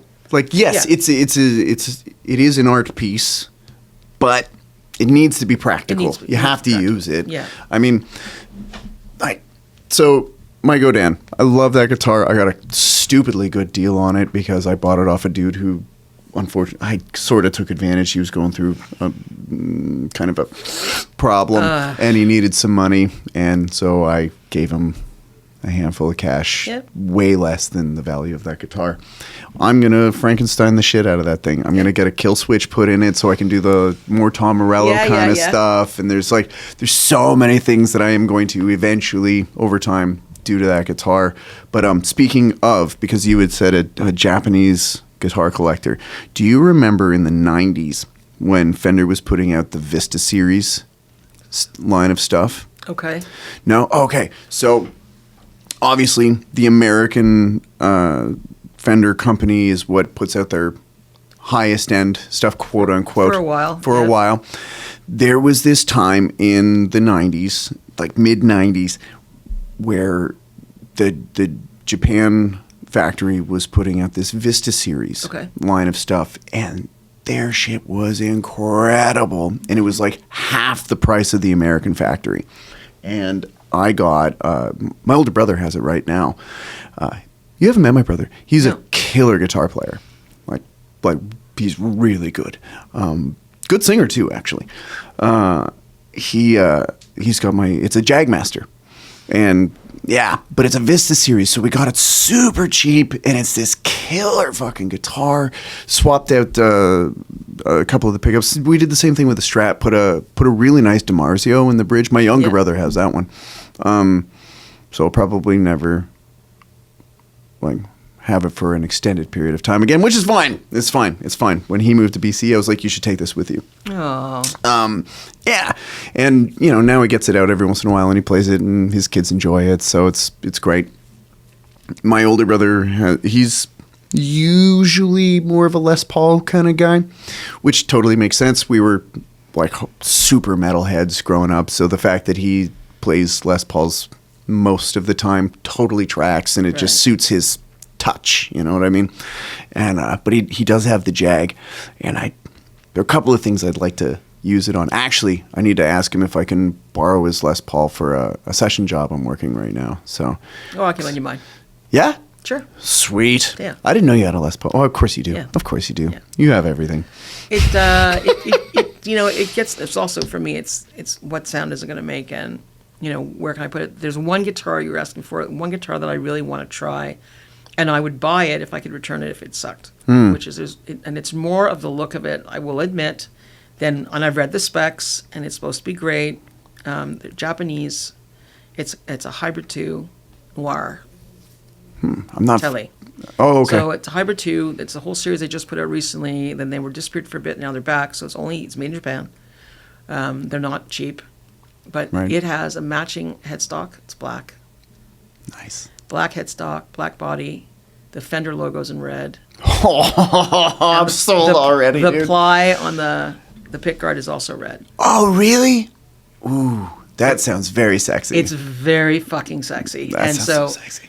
I keep looking for this. I mean, if I could find one here that someone owned that want to give up, I'm your girl, bring it to me. So it's just, but you can't get it here.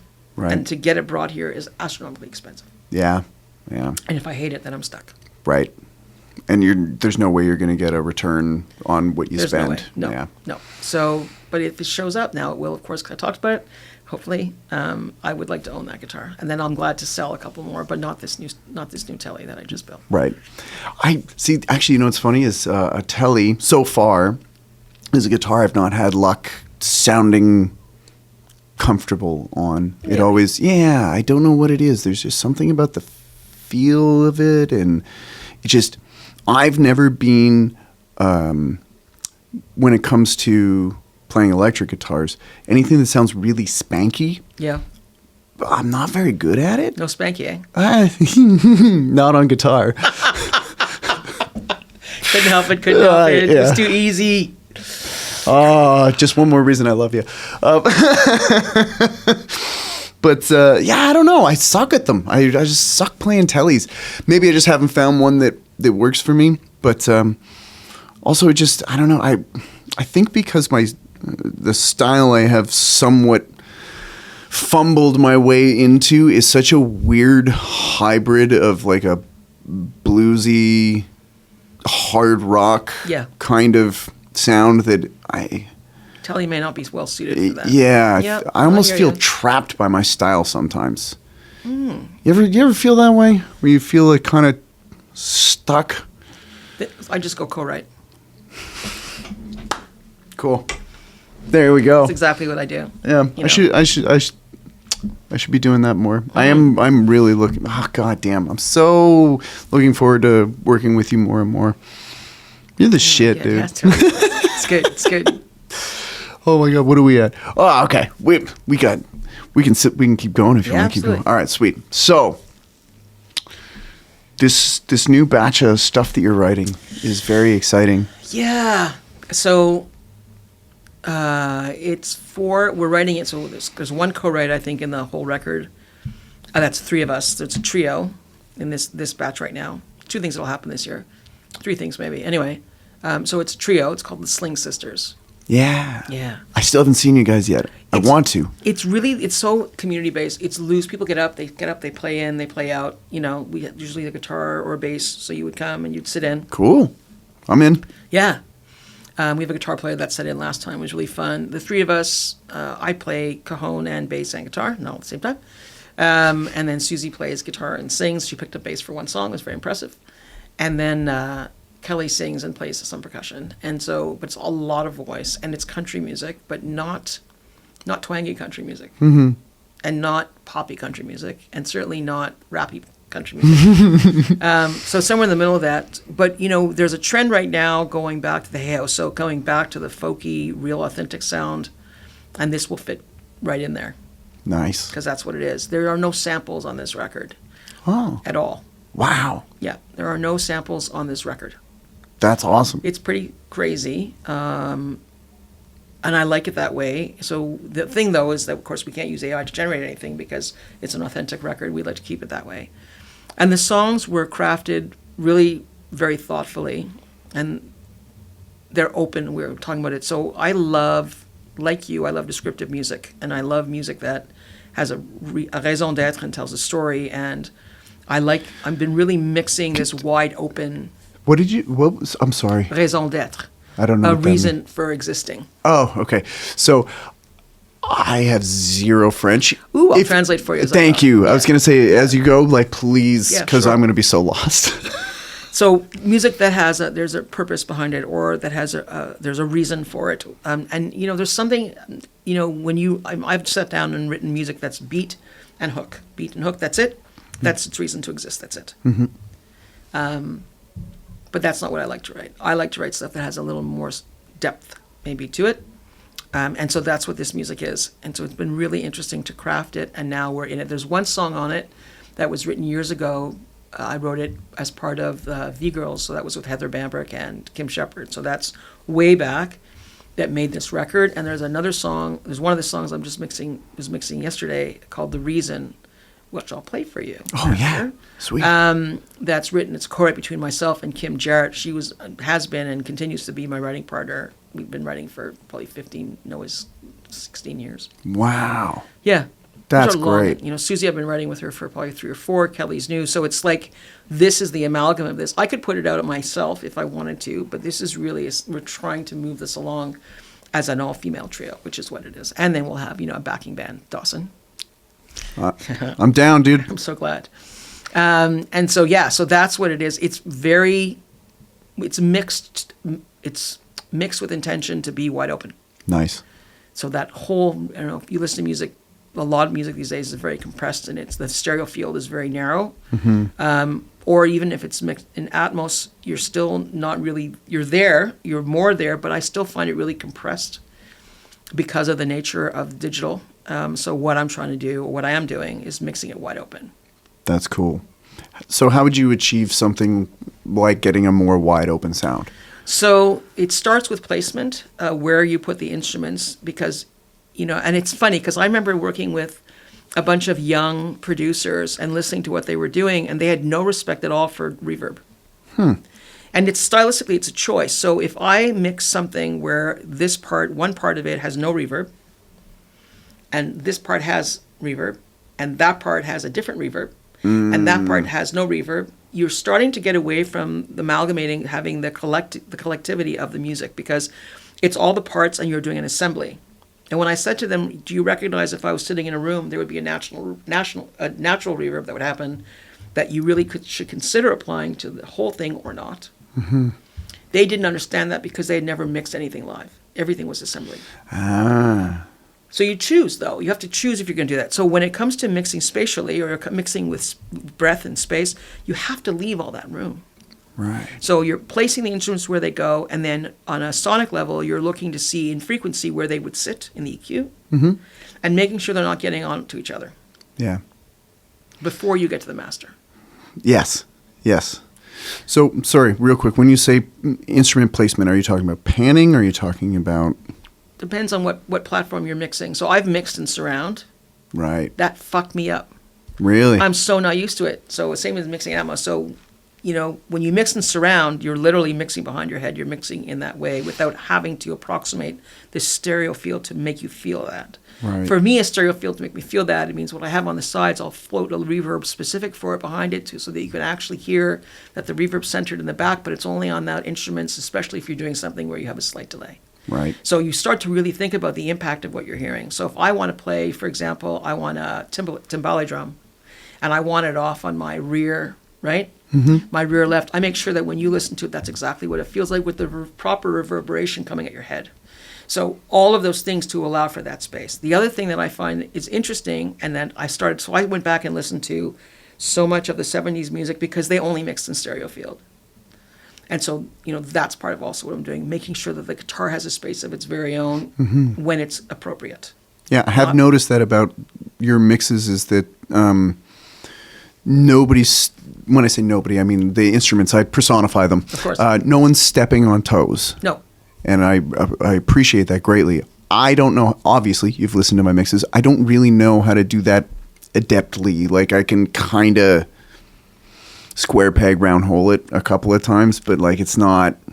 I'd love to shadow you when you're doing this stuff, because I'll talk it through. I do it anyway when I'm mixing it. I talk to the mixing board. I talk to the speakers. I swear and do things. I think it's also intention. So, like, I had the fiddle player come in last on one of the songs. So we'd already done everything else, and I decided we wanted fiddle, and I wanted this fiddle player. Although I could have gone and used the fiddle player I used before that was very, very easy. Donnie Reed just played with, like, Dwight Yoakam. And holy smokes. It's just... But we wanted someone who I think would also be able to come along and play and sing and all this. Anyway, and she's amazing. So she came in, Zoe came in, and I sat with her, and I don't know how people react to me sometimes, because I have a very definitive idea of what I'm looking for. Sure. But I'll let you run. Go ahead and do it. Run frantic. Go do whatever you want, because sometimes things will happen. But in this case, everything was already done, so I was saying things like, here's where you play, here's where you don't. If you play here, play through, but I'm going to take these parts. And then I'm able to take the parts and move them so that they are not in the way of other things. Mm-hmm. But they have their own breath and their ability to come to the surface when appropriate. And so in the same way, and people do it, you can duck it in the mix, you can do a number of things. Sometimes you'll change a cue behind a vocal of the part, but I prefer not to do that, because that wouldn't be happening to you. Right. You would not have that ability. Yeah. You can't just switch that off. I'd like to be able to do that. That'd be cool. That'd be fucking cool. But it doesn't happen for me. And so because of that, I need to make sure that even when it gets a little, cacophonic, like when it really starts to get a little jumbled, you can pull it back out. But that split second of that jumble is okay. Yeah. Because it'll kind of move your head into a headspace, and then you're looking for that clarity. So there's all these, when I'm mixing stuff, that I'm really trying to think about how it sits together and really what impact it's going to have and what's in that space or what's not in that space. Right? Yeah. Really neat. It's one of the reasons I think I really like to mix with strings, because strings have their own space. Yeah. They do. They just make it on their own. Yeah, very much so. If you respect them. Yeah. I mean, they all have that's the reason they're built the way they're built, is to exist within that symphonic register. Mm-hmm. Huh. Yeah. You're a very smart lady. Maybe. And it's just, I'm a geek, right? So for me, it's just trying to figure out how to get what I hear into a space that you can hear it. Yeah. And when you looked at me today and you started talking about that, then I knew that my intention is reflected and received. Oh. And that's important for me. You're a very good translator, I would say, from, I guess, inception to finished product. The translation is very clear. At least it seems that way to me. And I'm maybe not vocally super critical, but in here, if there's something I don't like, I know it, and I usually know why. And same thing for the things that I do like. Right. And when I was talking about on the drive here, when I would do stuff, when, you hear something that makes you go, woo, which, like, I know I'm repeating myself, but at least 10 times on the drive here, a woo involuntarily rushed out of my face. And, like, yeah, dude, you are quite an onion in that you're a layered person.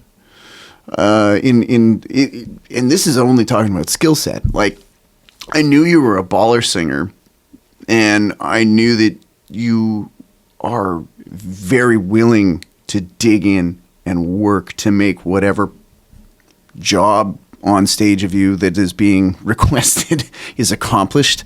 I knew that already. I had no idea and I assume, I'm quite certain, we're only scratching the surface of what your studio and writing depths are. which is holy shit. I'm really fucking excited. Yeah, it's gonna be really good. This is so cool. Yeah, you know what? I think that it's. I've always wanted to learn how to do everything. During the pandemic, when we were shut down, and we were all suffering, a couple of us got together and said, "Fuck this!" So we created a music series called Musical Bowling League, and we put it on. So what a great name! We could actually pay musicians to play to an audience online. Nice. So that we invited, singer-songwriters. Yeah. So we invited them. We had a series. There would be, 3 artists a show, and we did this. I think it was once a month, and it was really a lot of work, and we really enjoyed it. And I thought, well, this is cool. So we did that first. We had 8-run series, 8 series, and then we got called. The band that I was in, one of the bands I've been in forever, and this, it's a family. We talk about a family. Mm-hmm. That's why I play in it. They're really talented. We don't rehearse. We get together, play gigs. That's it. We got offered a gig, which then when everything shut down again, they couldn't do, and the people wanted us to come to their garage. And I was like, no, we're not going near anybody. So instead, in my infinite stupidity, I said that I would make an arrangement. So I had all the band fly me the tracks. And had to deal with all of that messed up reverb and EQ. But anyway, I sent out, the rough as a ghost, and everybody sent in their tracks. And then I mixed it all together, and I sent it back out to them. And then they sent me video of them playing to the track. And then I created a video, and that's what I sent to the client. That's cool. So I literally mixed, mastered, and created a video for a record in 5 days. In 5 days? Yeah. Holy shit. Okay. I'll never do that again. 5 days, never again. Right. Never again. That was a learn, and I didn't know the video software because the one I originally used I didn't like, and I wanted it to be more sophisticated, so I was using some pretty mega software, and I learned how to use it, and I won't ever do that again in that time frame. But it was a good challenge when nothing else was happening. When I decided I wanted to record music during that time, and I couldn't have anybody come to my house and play with me. Mm-hmm. So I put together a song where I played all the instruments, including learning how to play piano. Mm. And then I took a friend of mine who was very kind, and he had a drone, and we put out a call for people to send us footage of empty streets from all over the world, which is what we got. Whoa. From everywhere, Australia, Germany, everywhere. And we went out to a park, and we filmed some drone footage, and we had a student or somebody who was also looking for work, and so she put it together, and that, we put it out. What's that? What song is Called that? All the Love in the World. Huh? This is on YouTube or? It's on YouTube. It's on my site, and it was really again fun. I didn't have to make I didn't have to edit the video, which is good. But having to do all of the A to B, like the end to the master, was really fun for me. It gave me something to do. Yeah. Oh. And the song was, one of the songs I put out during the pandemic is called "Madman at the Wheel," which is still apropos, unfortunately. Anyway, but I recorded the video sitting on my my bed in my bedroom. Wow. And then put it together, and then sent it out to the world. So. The creative process is, forever a challenge, and the learning is great. And this record for me, we were talking about it before, sorry guys, but is the first time I'm operating without a safety net. Yeah. There is no one co-producing this record. Usually I have a co-producer that I can, bounce things off of or ask to do things, and this time it's not happening. It's me. It's scary. Yeah. There's got to be an element of excitement and... No? Well, everything's exciting. Everything's right. exciting. Sure. I'm not trying to say that. And do I really care in the end what people think? Yeah. Well, yeah. That's why we put it out in the world. Do I care? Do I want to be, do I think this record is going to have, legs and feet and all of those things? Yeah, I think that it'll stand. And it's just very weird to be doing it in a vacuum. Right. Because you have to remember, I recorded all the instruments. They came to me live, but they were recorded across the world. So all that stuff, there was no musician in studio. Mm-hmm. Even when you sent in your track, you weren't in studio. There was, That's you true. know what I mean? We had conversation, but the girls recording their vocals, we didn't record any of them, did we? No. I went to Susie's with a remote kit. Oh, cool. And recorded in her living room. So all of that's recorded, Really? Her take is just in her living room? Sounds good, dude. Yep. Otherwise, she'd be coming to me. Right. But all of that's done, on the fly. So it's really interesting to see all the parts come together and sound like it sounds. And I think it's, for an indie record, it sounds pretty fucking good. Yeah. There's a lot of sweat that's gone into this. I don't think I've heard anything that's like mastered yet either, have I? No, I didn't think so. No. Even just your initial mixes sound really fucking good. So I just want to touch on the video editing software and stuff like that with the pandemic and stuff. I did a nowhere near as time compressed as what you were doing, because that's why I said that's so bonkers, because for anybody that doesn't know how fucking insane that is, I just looked directly into the mic to help emphasize.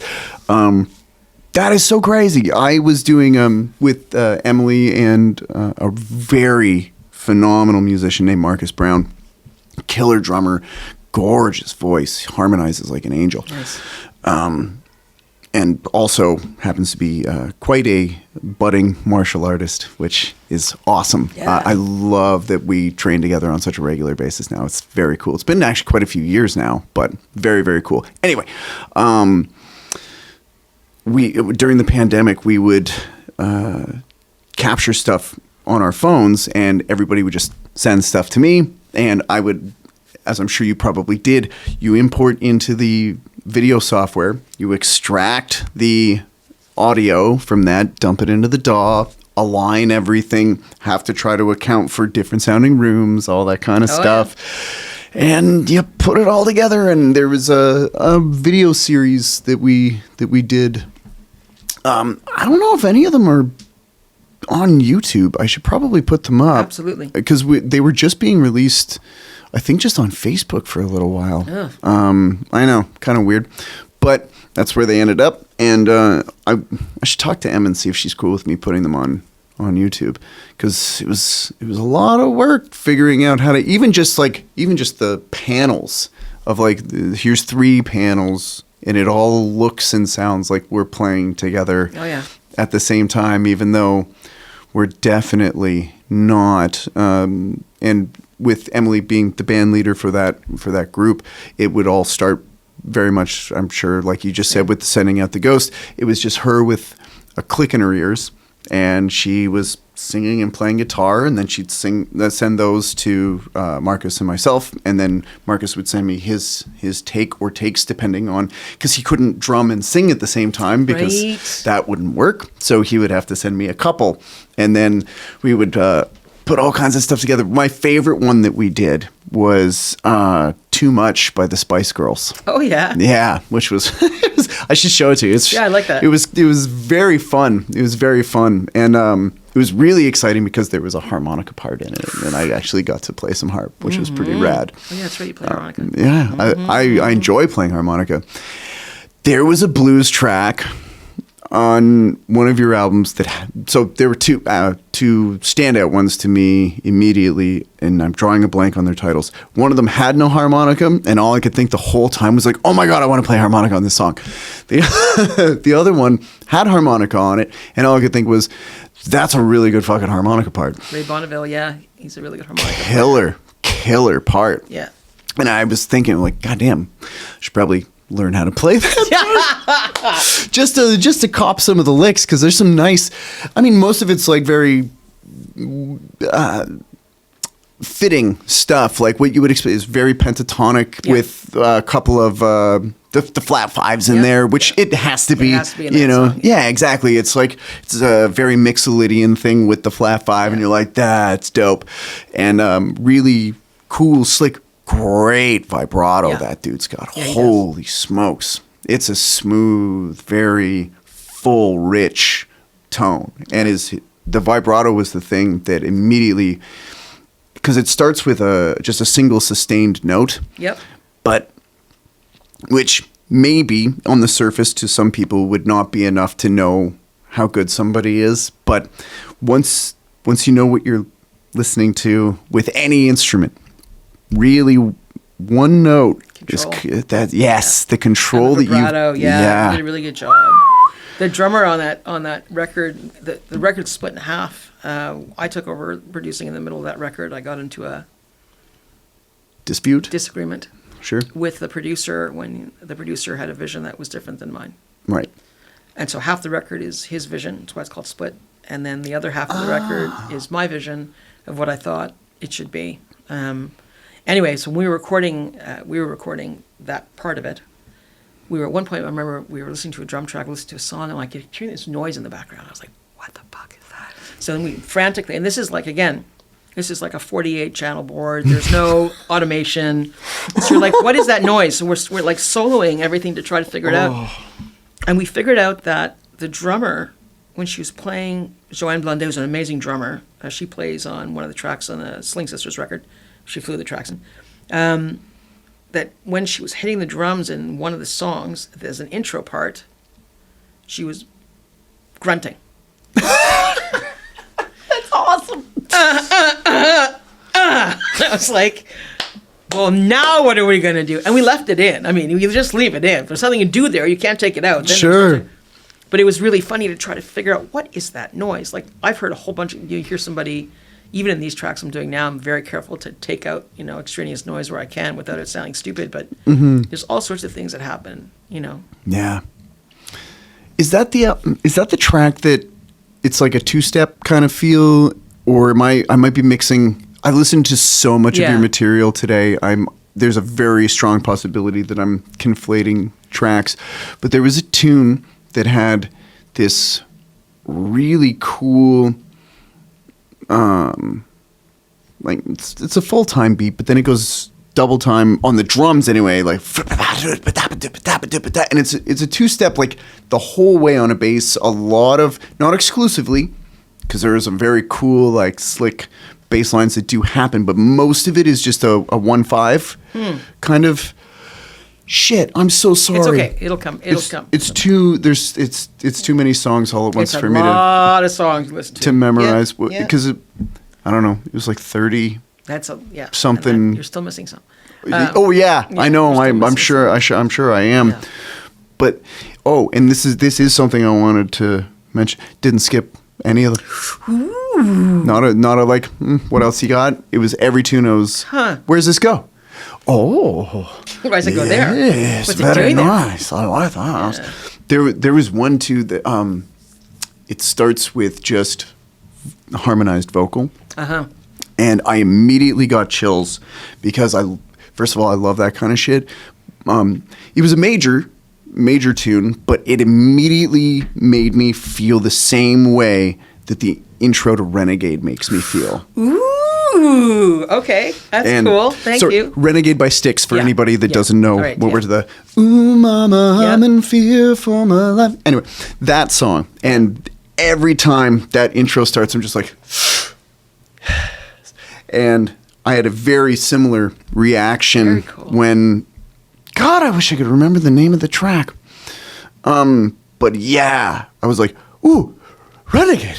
Yeah, I mean, it's the wrong key, and it's not even it's not even close. But it's not even close to the same thing. But it gave me that same sort of immediate. Now we should write one that has like that a cappella opening. I would love to do that. Okay. I've actually wanted to do that for a very, very long time. Actually, it's funny because we're geeks. The technical term for that is called horripilation.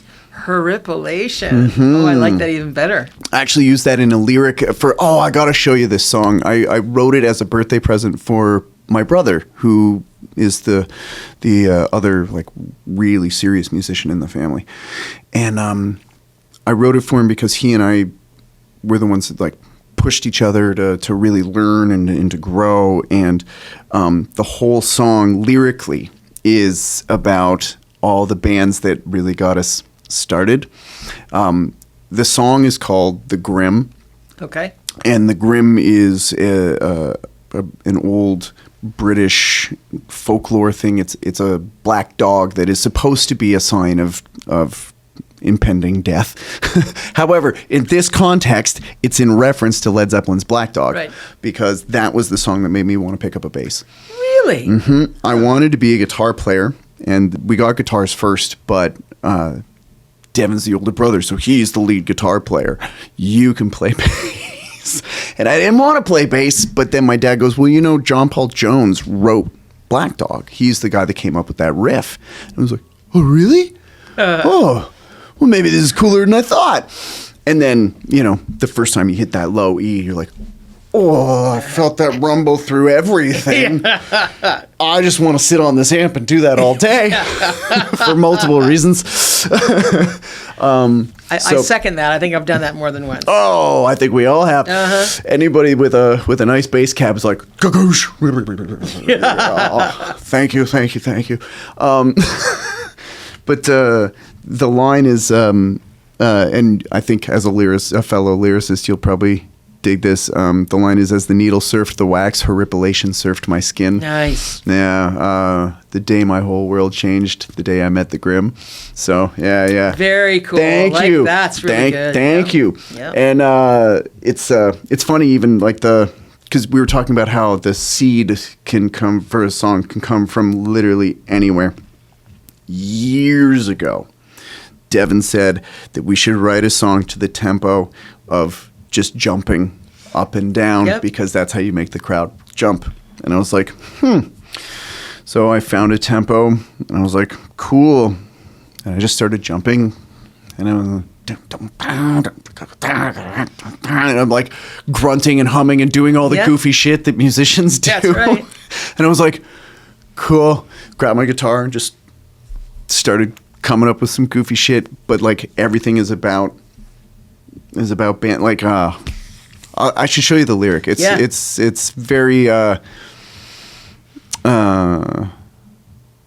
kind of, it's tongue in cheek, but it's also, if you get the abstraction of what's being said, it's not hard to decipher what I'm talking about. So it's I also, because at that time just money was really tight. I was like, I can't get him a physical gift. I was like, I'm gonna write you a song. And so which I'm sure we all do. We do, and it's worth more than whatever physical gift we can possibly give somebody. So I certainly hope so. Yeah. So, I think so. Yeah. God, I can't wait to work with you on more stuff. This is. I knew you were cool, but like you're even cooler than I thought. This is why I love doing this show. Yeah. You just, so many people are so neat and layered, and this is I don't know if you have this problem. I assume you do. I'm a bit of a workaholic. Yeah. And so doing projects with people is my way of saying, I care about you and I want to be around you. Best integration ever. Right? Yeah. And so by doing this, I get to, because we play together on a fairly regular basis. We do, yeah. But we don't really get to do this. No. And so now I get to do this with all kinds of folks and find out new cool shit. And but people that I already know, but we've never really just like hung out and shot the shit for how long have we been doing this for? Like 3 hours, 4 hours, like, so this is, it's a real treat for me. It's play date. So it is. Play date in. It's and great. I really, really appreciate it. And, everybody that's listening, please go check out Elana's stuff. Check out the DCC. DCC. Check out the DCC. And, just be cool to each other, because the world will be a cooler place if you do that. Much better place, yeah. Elana, thank you so much for having me here. This has been awesome. It's been awesome. Thank you so much. Thank you. Let's go get some sushi. Okay. That was so fun, dude. That was really fun. I appreciate it. Hey, so welcome to DCC. Come on down this way. It's Danforth Creative Commons. This is our shared space where people can work and do some things. This will be a large space. It's not ready yet, but this will be a large space where you can have a vernissage or have a small concert. But come on this way. Yeah, this will be Studio B. This is our new podcast room. Ooh. Mm-hmm. Let me take you the other stuff first, then we'll go to the end. Sure. This is our boardroom. Fancy. Mm-hmm. Our kitchen. Ooh. Because everybody needs a kitchen. Right. Uh-huh. So much light in here. And Coffee makers. must have. Super important. Very. Bathroom. Yep. Gotta This do. way. All right. This is our tracking room. All right, let's just have a step inside. I'm gonna try to not get any of the control room in this shot so that we can have the big reveal later. Nice. Get some of that. Yeah, cool. Okay. This.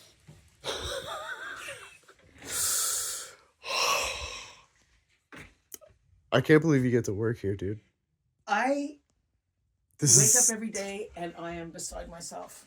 like I don't even understand how I got here, but it's some of the most brilliant gear that I have ever had the opportunity to really work with. I mean, I've been in big studios before, but this is like, It's all see, it's not happening as much as it was the still first pretty- time, still but pretty good. it's still pretty good. Like when we first came in here, literally all the hairs on my arms and on the back of my neck were standing up because I have all the virtual plug-in versions of this stuff, but I've never actually seen them physically. And it just and then of course the tuning panels. Yeah. Which Oh is wait, super over here. cool. And then Yeah. when you're done with all of that, so this is an amazing room. I mean, first of all, it's comfortable. Second of all, it's an amazing sounding room. It's really intuitive. And then the added bonus is they have an incredible mic collection. So besides my own stuff, like I have a Townsend Labs, I can emulate anything. But if I want to A/B it to the actual, also with all of the stand gear that's in here, we can record anything. I mean, there are some of the most incredible microphones I've ever seen. And I've been in some nice studios that are, this is, yeah. At some point, can we open some of those up and take a look? Of course we All can. right, Yeah, dude. yeah. Oh, I'm so excited for a play.